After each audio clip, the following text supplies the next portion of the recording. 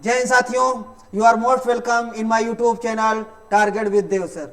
बच्चों, आज के इस लेक्चर में हम लोग लिंग तथा वचन से संबंधित अशुद्धियों पर चर्चा करेंगे। तो आइए देखते हैं लिंग तथा वचन से। लिंग, पुल्लिंग और स्त्रीलिंग, जैसे आप लोग जानते हैं किस वाक्य में कौन सा कर्ता पुल्लिंग है या स्त्रीलिंग है, उसके साथ क्रिया पुल्लिंग लगेगी या स्त्रीलिंग लगेगी, या नंबर और वचन। नहीं, वचन दो होते हैं, एक वचन और बहुवचन। इन्हीं पर आज हम चर्चा करेंगे। कहाँ पर क्रिया, अगर संज्ञा एक वचन है या बहुवचन है तो क्रिया क्या होगी, या जो है कर्म एक वचन है या बहुवचन है तो क्रिया क्या होगी, कैसे होगा, उन्हीं पर आज हम चर्चा करेंगे। तो आइए देखते हैं। पहला नियम देखिए बच्चों, जब किसी वाक्य में कर्ता के साथ, जब किसी वाक्य में कर्ता के साथ ने का प्रयोग नहीं होता, जब किसी वाक्य में कर्ता के साथ ने का प्रयोग नहीं होता, जब किसी वाक्य में कर्ता के साथ ने का प्रयोग नहीं होता, तब क्रिया का लिंग और वचन कर्ता के अनुसार होता है। तब क्रिया का लिंग और वचन कर्ता के अनुसार होता है। यानी ऐसा वाक्य हो जिसमें ने ना आया हो, तो ऐसे वाक्य का जो क्रिया होगा उसका लिंग और वचन कर्ता के अनुसार होगा। जैसे विमला पढ़ती है, विमला पढ़ती है में विमला क्या है, संज्ञा है। विमला क्या है, संज्ञा है।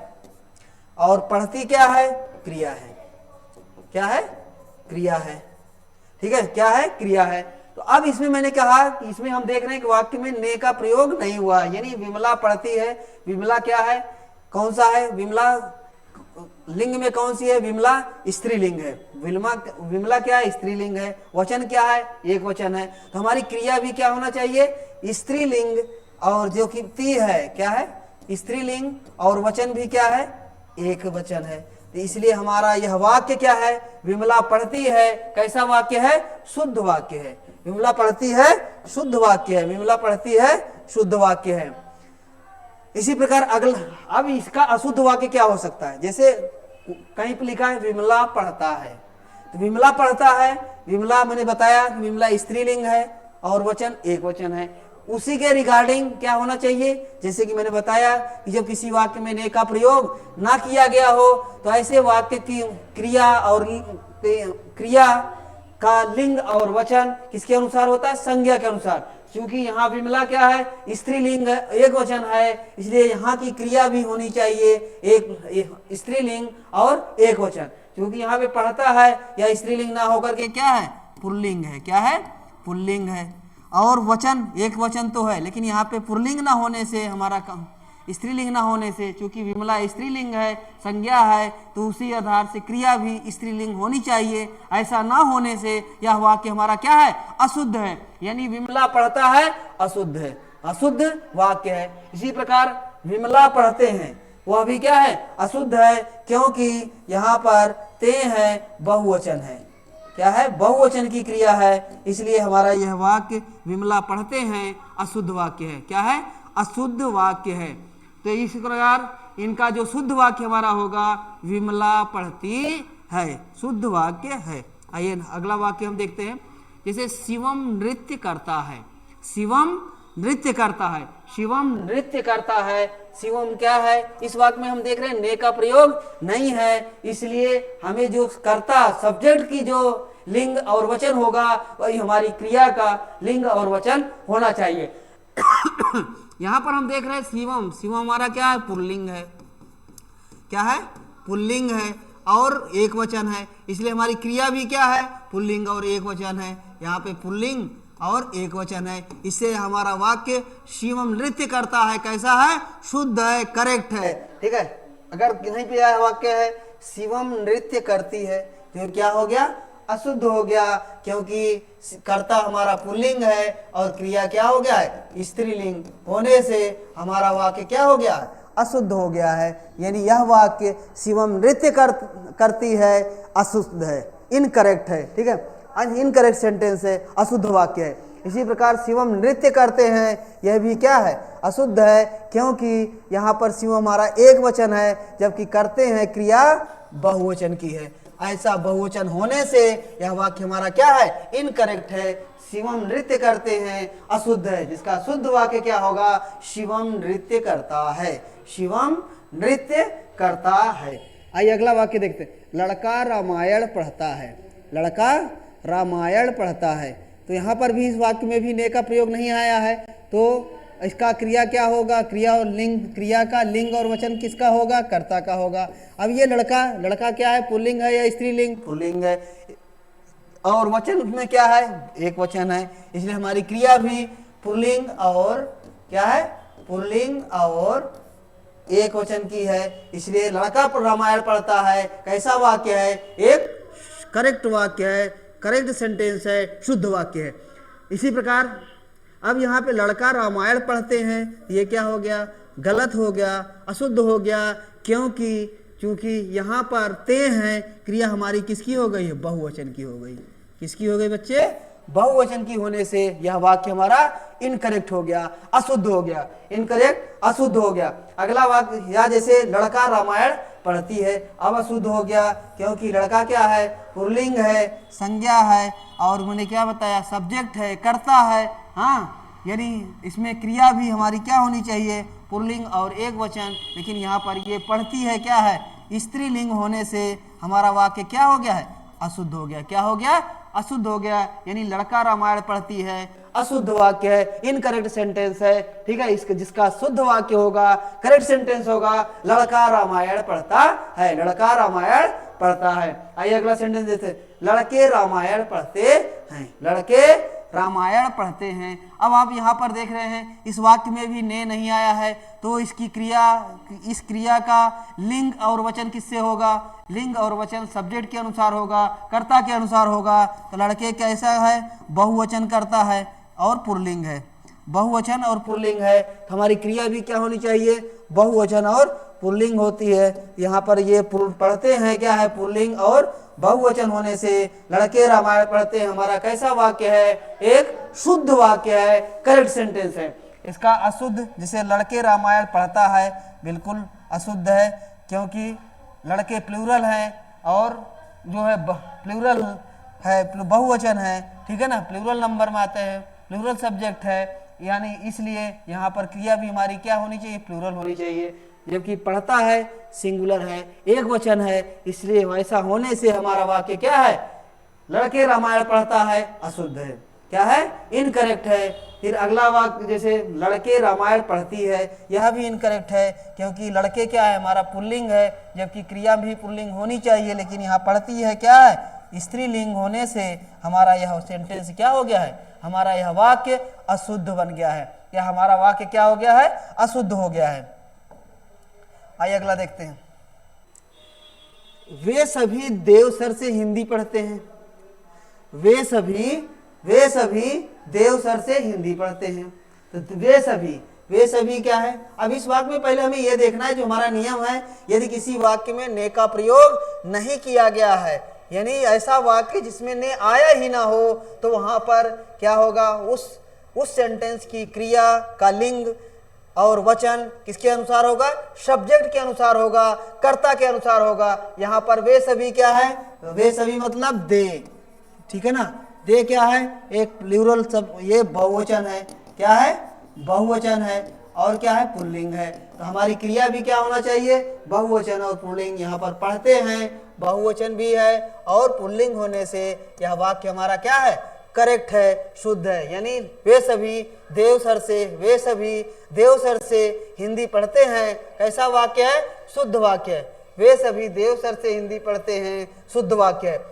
अगर इसी का अशुद्ध वाक्य क्या है, वे सभी देवसर से हिंदी पढ़ता है होने से अशुद्ध हो गया, क्योंकि पढ़ता है ये क्या हो गया, एक वचन आ गया, और जबकि हमारा सब्जेक्ट क्या है, बहुवचन है। ऐसा होने से हमारा वाक्य यह क्या हो गया, अशुद्ध हो गया है। यानी वे सभी देवसर से हिंदी पढ़ता है, अशुद्ध वाक्य है, इनकरेक्ट सेंटेंस है। इसी के प्रकार वे सभी देवसर से हिंदी पढ़ती है, यहाँ पे भी लिंग परिवर्तन हो गया, क्योंकि वे सभी क्या हैं, पुल्लिंग हैं और एक वचन है, बहुवचन है। यहाँ पढ़ती है लिखा है, हाँ, अन की मात्रा नहीं है यहाँ पे, ठीक है, हाँ, पढ़ती हैं होता, तो हो सकता है कि वे सभी देवसर से हिंदी पढ़ती हैं, तो सही हो सकता था, क्योंकि वे सभी में टोटल गर्ल्स ही हो सकती हैं, यानी स्त्रीलिंग हो सकते हैं, ठीक है ना। और फिर क्या है, यहाँ पर आ जाता हमारा ती हैं, यानी बहुवचन हो जाता, जिससे सोचना, लेकिन ऐसा नहीं है। इसलिए ऐसा नहीं है, तो वे सभी देवसर से हिंदी पढ़ती है नहीं, पढ़ती है, वे सभी देवसर से हिंदी पढ़ती है, कैसा वाक्य है, इनकरेक्ट वाक्य है। अगर यही होता वे सभी देवसर से हिंदी पढ़ती हैं, क्या है, वे सभी देवसर से हिंदी पढ़ती हैं होता, यहाँ पे अनुस्वार होता, अन की मात्रा होती, तो क्या हो जाता, ये शुद्ध वाक्य हो जाता। यानी वे सभी देवसर से हिंदी पढ़ती हैं, तो क्या हो गया, करेक्ट सेंटेंस है। बट वे सभी देवसर से हिंदी पढ़ती है, ये क्या है, अशुद्ध वाक्य है, ठीक है ना। तो क्या है, अब आप समझ गए होंगे कि ये क्या है। अब अगला नियम पर हम देखते हैं। हमने पहला नियम पढ़ लिया कि जब किसी वाक्य में ने का प्रयोग ना किया गया हो, ठीक है, तो उस क्रिया, उस सेंटेंस की क्रिया का लिंग और वचन उसके कर्ता के लिंग और वचन के अनुसार होता है। अब हम ऐसे पढ़ेंगे कि जब किसी वाक्य में कर्ता के साथ ने का प्रयोग हो, किंतु कर्म के साथ को का प्रयोग नहीं होता है, तो क्या होगा, तब क्रिया का लिंग और वचन कर्म के अनुसार होगा। तब किसके अनुसार होगा, कर्म के अनुसार होगा, ऑब्जेक्ट के अनुसार होगा, कर्म के अनुसार होगा। जैसे आयशा ने प्रकृति का सौंदर्य देखा। आयशा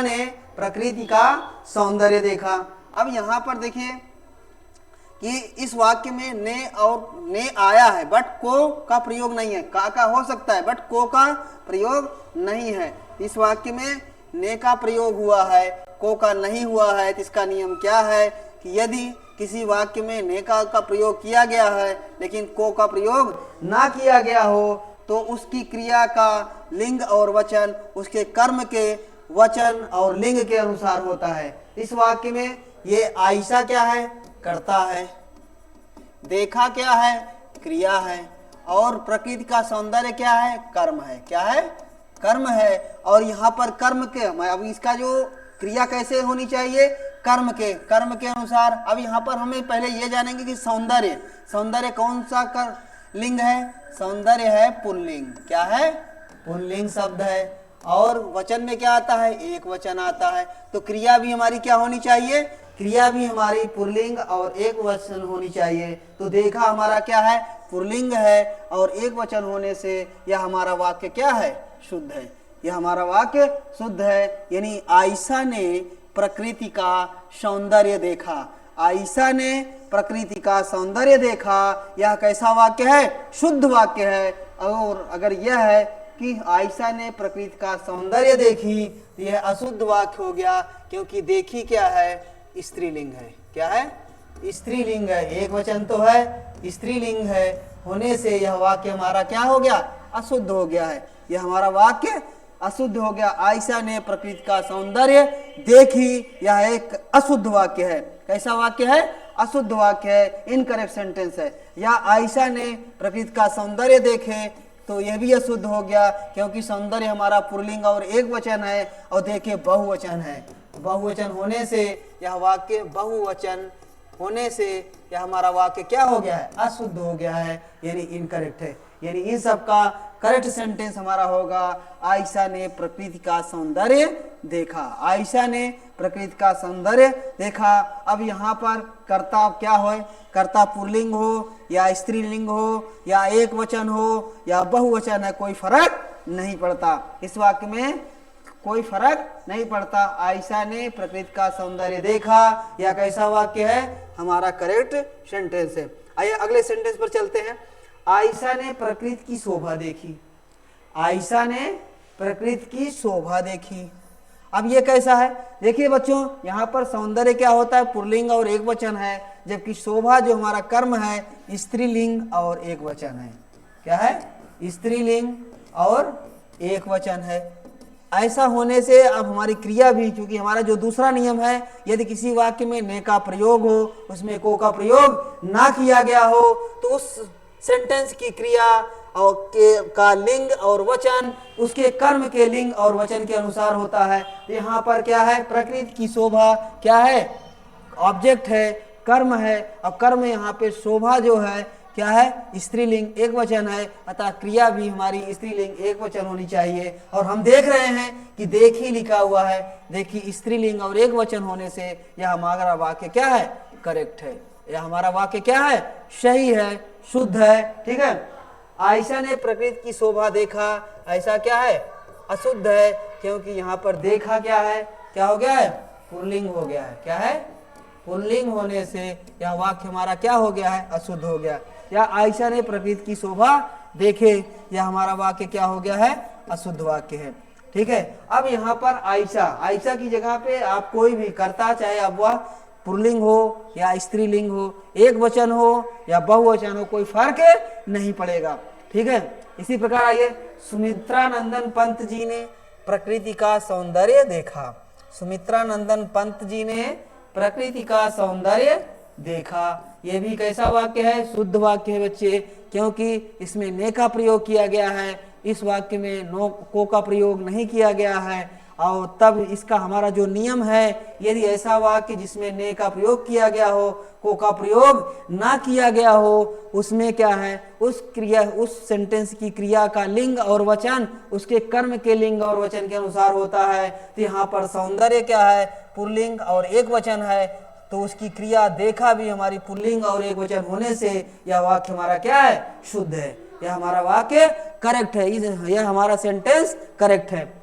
फिर आ जाता है, सुमित्रा नंदन पंत जी ने प्रकृति का सौंदर्य देखी, ये क्या हो गया, अशुद्ध हो गया, क्योंकि देखी क्या है, स्त्रीलिंग है। क्या है, स्त्रीलिंग एक वचन है। ऐसा होने से लिंग पुल्लिंग का ना होने के कारण यह वाक्य हमारा क्या हो गया, अशुद्ध।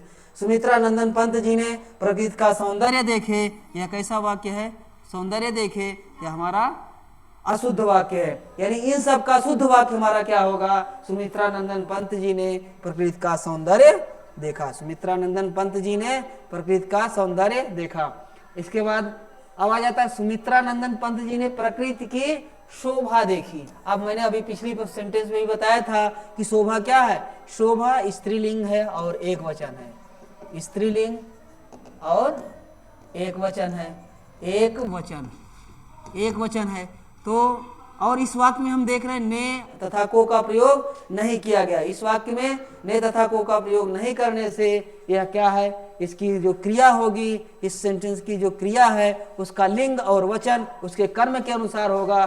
तो कर्म के जो लिंग होगा और वचन होगा वह उसकी क्रिया का होगा। यहाँ प्रकृति की शोभा का लिंग क्या है, स्त्रीलिंग, और क्रिया वचन क्या है, एक वचन है। तो क्रिया भी देखी हमारी स्त्रीलिंग और एक वचन होने से यह वाक्य हमारा कैसा है, शुद्ध है। यानी सुमित्रा नंदन पंत जी ने प्रकृति की शोभा देखी, शुद्ध है। ठीक है, अगर कोई शोभा देखा लिखा हुआ है तो यह वाक्य हमारा अशुद्ध होगा। सुमित्रा नंदन पंत जी ने प्रकृति की शोभा देखे, यह भी अलग अशुद्ध है, क्योंकि शोभा क्या है, एक वचन है, जबकि देखे क्या है, बहुवचन है। बहुवचन होने से यह वाक्य हमारा क्या हो गया, इनकरेक्ट हो गया।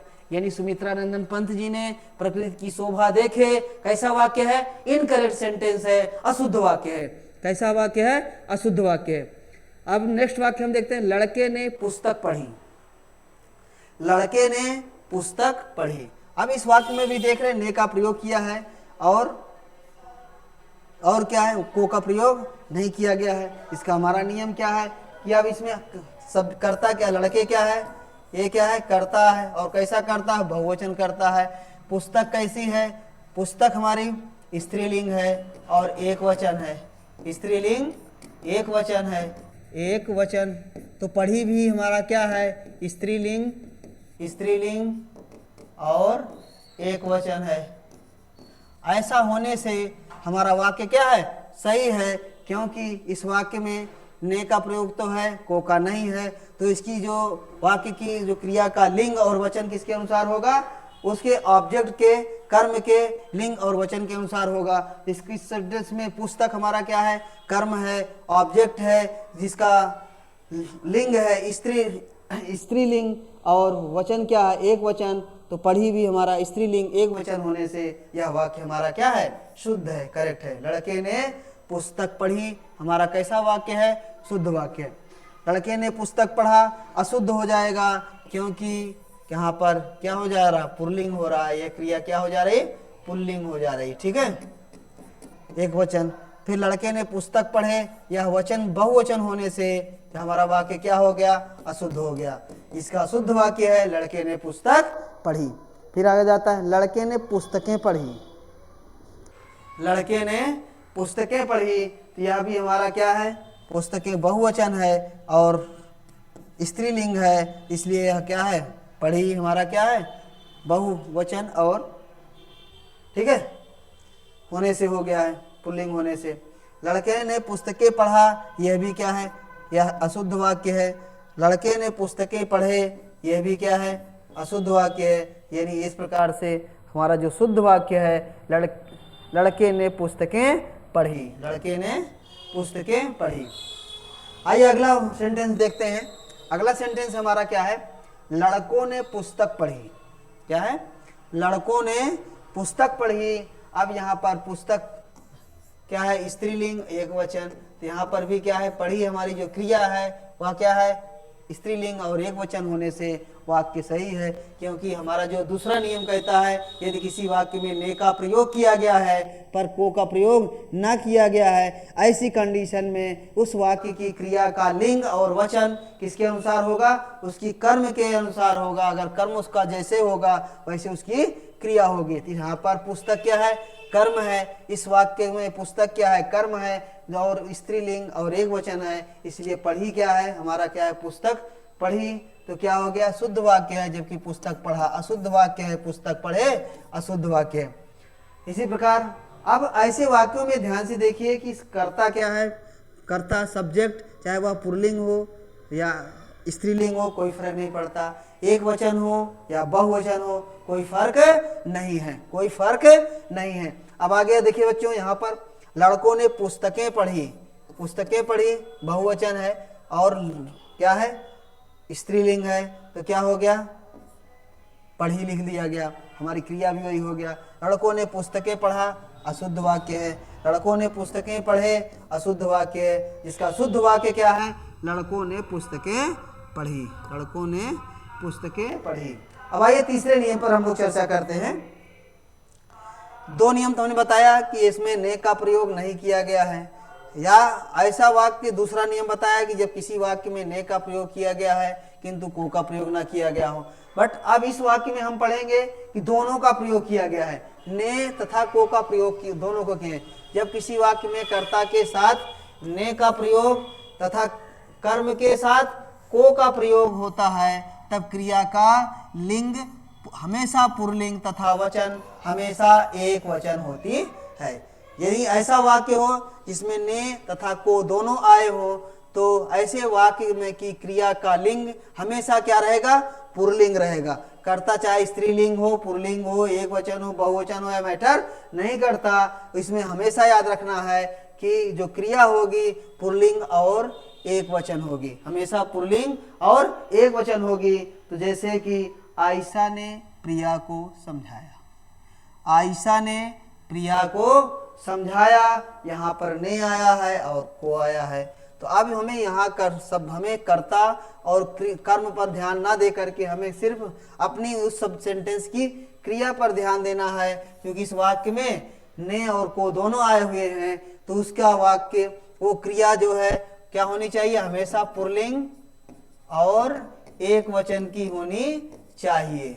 अगर ऐसा है तो वाक्य हमारा क्या है, सही है, शुद्ध है, करेक्ट है। यहाँ पर ऐसा है क्योंकि ने और को उपस्थित है।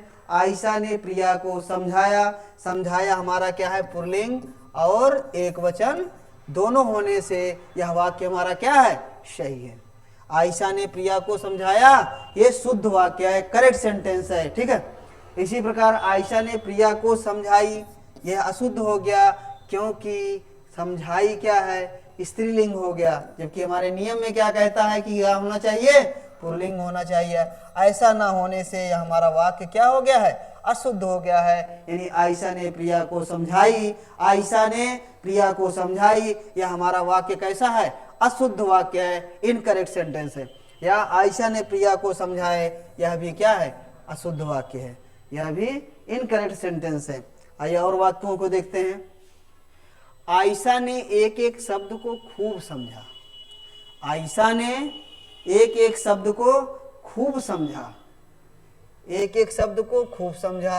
अब हमें केवल ने और को पर फोकस करना है। इस वाक्य में ने और को दोनों हैं, तब हमें ना इस सेंटेंस के सब्जेक्ट पर जाना है, ना इस सब्जेक्ट के कर्म पर जाना है, ठीक है ना। इस सेंटेंस के, इस वाक्य के कर्ता पर जाना है, ना इस सब्जेक्ट के कर्म पर ध्यान देना है। हमें केवल इस सब्जेक्ट की क्रिया पर ध्यान देना है, क्योंकि ऐसे वाक्य में क्रिया हमेशा क्या होनी चाहिए, पहला तो लिंग के रिगार्डिंग पुल्लिंग होनी चाहिए और वचन के अनुसार एक वचन होनी चाहिए। अगर ऐसा है तो यह वाक्य हमारा क्या है, शुद्ध है। तो आयशा ने एक एक शब्द को खूब समझा, समझा पुल्लिंग भी है और एक वचन भी है, अतः यह वाक्य हमारा क्या है, इस प्रकार यह वाक्य हमारा शुद्ध है, करेक्ट है। फिर आयशा ने एक एक शब्द को खूब समझी, यह अशुद्ध हो गया क्योंकि समझी क्या है, स्त्रीलिंग है। क्या है, स्त्रीलिंग होने से यह वाक्य हमारा अशुद्ध हो गया है, क्योंकि इस वाक्य में ने और को का प्रयोग है। ने और को का प्रयोग होने पर क्या होगा, यदि किसी वाक्य में ने और को का प्रयोग किया गया है तो वह वाक्य हमारा, उसकी क्रिया और लिंग, तो उस सेंटेंस की क्रिया का लिंग और वचन, लिंग में पुल्लिंग हमेशा रहेगा और वचन हमेशा एक वचन की होगी। अगर ऐसा नहीं है तो वाक्य अशुद्ध हो जाता है। तो आयशा ने एक एक शब्द को खूब समझे, कैसा वाक्य है, अशुद्ध वाक्य है। यानी इन सब का शुद्ध वाक्य क्या है बच्चे, आयशा ने एक एक शब्द को खूब समझा, आयशा ने एक एक शब्द को खूब समझा। फिर अगला आ जाता है, कमला ने शीला को पढ़ना सिखाया, कमला ने शीला को पढ़ना सिखाया। अब हमें यहाँ ने और को आए हैं तो हमें इस वाक्य के कर्ता और कर्म पर ध्यान नहीं देना है। कर्ता चाहे पुल्लिंग हो या स्त्रीलिंग हो, एक वचन हो या बहुवचन हो, या उसका कर्म पुल्लिंग हो या स्त्रीलिंग हो, एक वचन हो या बहुवचन हो, या कोई फर्क नहीं पड़ता। ऐसे वाक्य में उस सेंटेंस की क्रिया पर ही ध्यान देना होगा। वह सेंटेंस की, उस वाक्य की क्रिया हमें क्या है, पुल्लिंग और एक वचन है, तो वह वाक्य हमारा क्या होगा, सही होगा। तो यहाँ पर सिखाया क्या है, लिंग पर देखते हैं तो यह पुल्लिंग है, सही है, और वचन भी क्या है, एक वचन है। इससे यह हमारा वाक्य क्या है, कमला ने शीला को पढ़ना सिखाया, एक करेक्ट सेंटेंस है, शुद्ध वाक्य है। इसका अशुद्ध वाक्य क्या होगा, कमला ने शीला को पढ़ना सिखाई, जो कि क्या है, अशुद्ध वाक्य। इसी प्रकार कमला ने शीला को पढ़ना सिखाए, यह भी क्या है, अशुद्ध वाक्य है। क्या है, अशुद्ध वाक्य है, अशुद्ध वाक्य है। इसी प्रकार अब आगे देख लेते हैं, विद्यार्थी ने फल को खाया, विद्यार्थी ने फल को खाया। अब यहाँ पर भी वही ध्यान दीजिए, विद्यार्थी और फल, यहाँ पर ने और को पर ध्यान दीजिए, और यहाँ पर ये क्या है, खाया हमारा क्या है, पुल्लिंग है और एक वचन है। इससे हमारा यह वाक्य कैसा है, यह हमारा वाक्य शुद्ध है। क्यों है, क्योंकि हमारा जो तीसरा नियम हमने बताया, यदि किसी वाक्य में ने का प्रयोग किया गया है और को का प्रयोग किया गया है तो उस वाक्य की क्रिया का लिंग हमेशा पुल्लिंग होगा और उस क्रिया का वचन हमेशा एक वचन होगा। इसीलिए यहाँ पर विद्यार्थी ने फल को खाया हमारा क्या है, शुद्ध वाक्य है, क्योंकि खाया क्या है, पुल्लिंग भी है और एक वचन भी है, एक वचन भी है, पुल्लिंग और एक वचन होने से यह हमारा वाक्य क्या है, शुद्ध है। विद्यार्थी ने फल को खाई, यह अशुद्ध हो गया क्योंकि यह क्या है, स्त्रीलिंग। खाई क्या है, स्त्रीलिंग, एक वचन तो है लेकिन लिंग पुल्लिंग नहीं होने के कारण यह वाक्य हमारा क्या है, इनकरेक्ट है। इसी प्रकार विद्यार्थी ने फल को खाए, यह कैसा वाक्य है, अशुद्ध वाक्य है। कैसा वाक्य बच्चे, अशुद्ध वाक्य है। इन सब का जो शुद्ध वाक्य क्या होगा, विद्यार्थी ने फल को खाया, विद्यार्थी ने फल को खाया, यह कैसा वाक्य है, शुद्ध वाक्य है। कैसा वाक्य बच्चे, शुद्ध वाक्य है। विद्यार्थी ने फलों को खाया, अब मैंने ये बताया कि अब हमें कुछ नहीं ध्यान देना है, हमें ने और को पे ध्यान देना है। अब इसमें हमारा जैसे कर्ता एक वचन है या बहुवचन है, स्त्रीलिंग है या पुल्लिंग है, इस वाक्य का कर्म पुल्लिंग है या स्त्रीलिंग है, एक वचन है या बहुवचन है, कोई फर्क नहीं पड़ता। सिर्फ हमें ये देखना है कि उसकी क्रिया क्या है। उस वाक्य की क्रिया पुल्लिंग और एक वचन है तो वाक्य हमारा कैसा है, सही है। तो यहाँ पर विद्यार्थी ने फलों को खाया, खाया पुल्लिंग भी है और एक वचन भी है, इसलिए हमारा यह वाक्य क्या है, शुद्ध है। क्या है, शुद्ध है। अब विद्यार्थी ने फलों को खाई, अशुद्ध वाक्य है। विद्यार्थी ने फलों को खाई, अशुद्ध वाक्य है। विद्यार्थी ने फलों को खाए, अशुद्ध वाक्य है, क्योंकि खाए, विद्यार्थी ने फलों को खाए, ठीक है, लिंग तो पुल्लिंग है बट वचन एक वचन ना होने से कैसा हो गया, एक वचन ना होने से बहुवचन है, इसलिए यह वाक्य हमारा क्या हो गया है, अशुद्ध हो गया। इन सबका शुद्ध वाक्य क्या होगा, विद्यार्थी ने फलों को खाया, विद्यार्थी ने फलों को खाया। फिर अगला आ जाता है, विद्यार्थियों ने फल को खाया।